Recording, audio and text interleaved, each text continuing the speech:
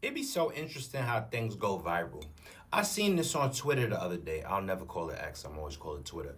And I seen this debate going around 100 men versus one gorilla. And I thought it was so silly because why would 100 men be fighting one gorilla? They saying to take 100 men to take out one gorilla, and everybody was thinking it was possible. But then I watched this thing get a life of its own and transfer to all the other social media platforms for the past few days. Y'all been talking about 100 men versus one gorilla. And can we talk about it?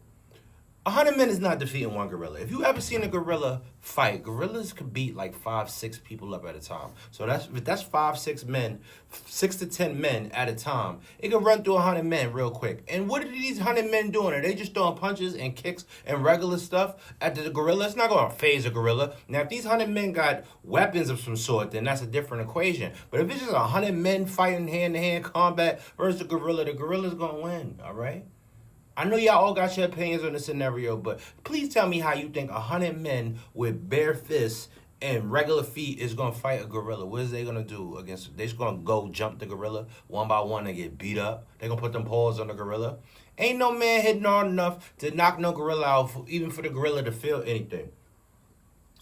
Y'all really done got me caught up in this silly debate. Really, this thing really got a life of its own and transferred everywhere online. It's been all over the place. I even heard it on the radio. You know, you hear stuff on the radio, it done been everywhere because the radio always get information last. So if you hear them talk about something on the radio that you've seen on the internet, it done went everywhere around the world.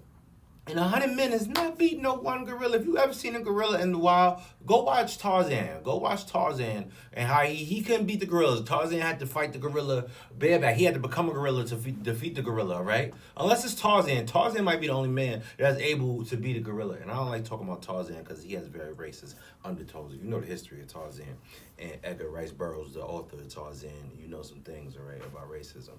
He fashioned Tarzan to be a black African, a bunch of stuff. I'm not gonna get into it. We back to the 100 men versus one gorilla. What? Why? And then this is like that dress. Remember the dress? They couldn't tell if it was gold or blue. This is just like that. 100 men versus one gorilla. The gorilla gonna win. It might be Gorilla God. Again, these men gotta have some sort of weapon. They gotta be some sort of X-Men. It could be 100 X-Men versus one gorilla. The X-Men is gonna win clearly because they got powers. If these men got some sort of powers or some weapons or some Tony Stark collection of stuff, then maybe. But 100 men just with bare knuckles fighting a gorilla, that's not gonna happen. A gorilla's gonna pound these men out. Go run through. You ever seen a gorilla charge? Gorilla when they beat their chest and start charging? How is this gonna happen? It's like 100 men versus an elephant.